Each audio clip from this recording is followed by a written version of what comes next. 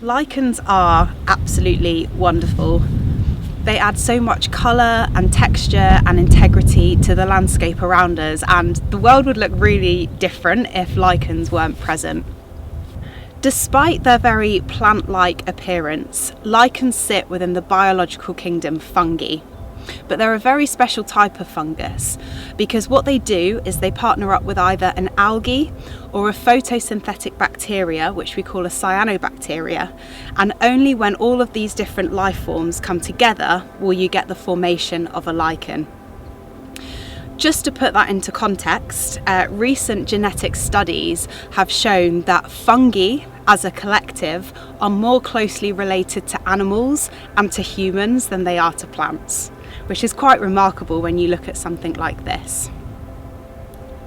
We're here on Dartmoor and we've come to one of my favourite woodlands within the national park, and I'm going to show you some of the more common species alongside the scarcer species which this woodland has to offer.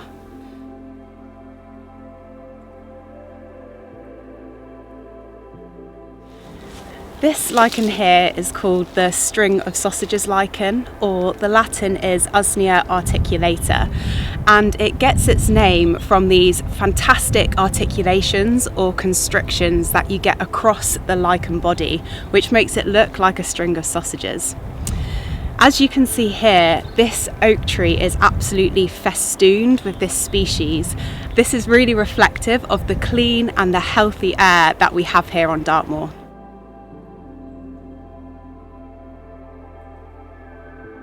Here we have a really exciting species, and it's up there with being one of my favourite lichens that you encounter within these woodlands. This is Hypertrichina taylorensis, or commonly known as tumbling kittens, and the reason it gets its common name is because it doesn't have any reproductive features whatsoever, and the way it gets around its environment is by forming these fantastic loops and spinning around on itself, which then break off and colonise further down the tree. Some people describe the appearance of this lichen as breaking waves against the shore, and when you look really closely you can certainly see that texture on the surface.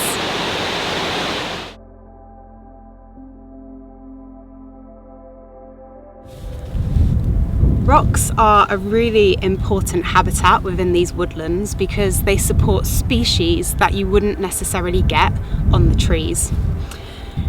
As you can see here, there are these fantastic yellow patches which are scattered all across this rock face, and this species is known as the map lichen, or Rhizocarpon geographicum.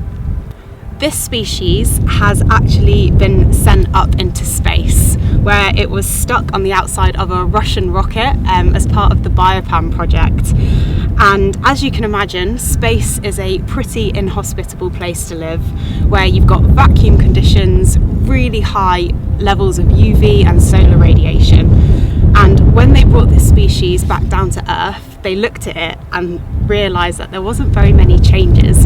So they put it in this chamber, sprayed it with a little bit of water, and after 24 hours this species was fully photosynthesizing again, had reached its full metabolic state and had no ultrastructural damage to it whatsoever.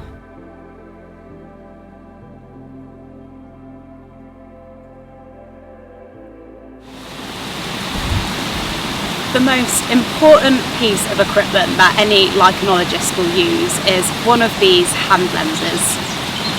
This is a magnification loupe that allows you to see 10 times bigger than what you see with the naked eye. So approaching a tree like this, it appears it's just covered in white patches and white splats. But when you look closely through the hand lens, you'll see all of this beautiful and very intricate detailing on the bark.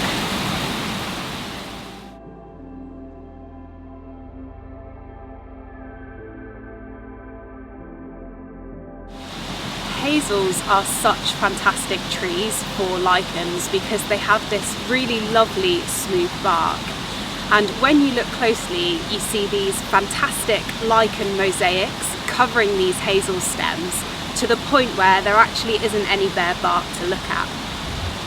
There are two really nice species on this tree that I'd like to introduce you to. The first one I would like to introduce you to is the barnacle lichen, and it very aptly gets its name from looking like barnacles on the trunk. And this is one of our ancient woodland indicators, so we know that this woodland is really, really old. Another lichen that's also growing on here is one of the script lichens, and these form hieroglyphics up and down the bark, and it looks like the lichen is trying to tell you a story.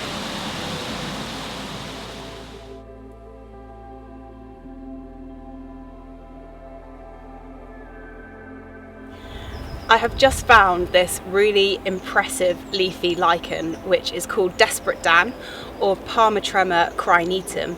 And the reason it gets this name is because when you look closely, it has all of these finger-like projections across the surface, which we call isidia, and that's how the lichen reproduces.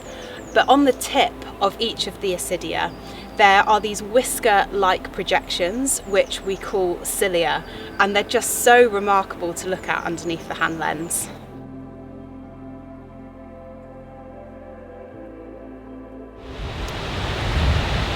This species here is one of the loop lichens, which is also known as Hypertrichina levigata, and it's a really characteristic species within these western woods, within these temperate rainforest habitats, because it loves acid and leached bark in really high rainfall situations, which is why you're seeing it grow in such abundance on this birch tree.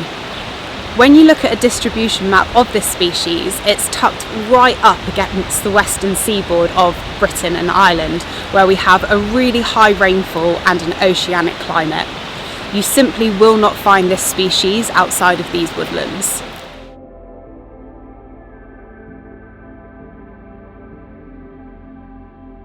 With lichens, you really have to slow down in space and time and look really deep into nature. And what's really exciting about lichens is that you don't have to come to extensive woodlands here on Dartmoor. They're actually right on your doorstep, and I encourage absolutely everyone to go out and have an explore.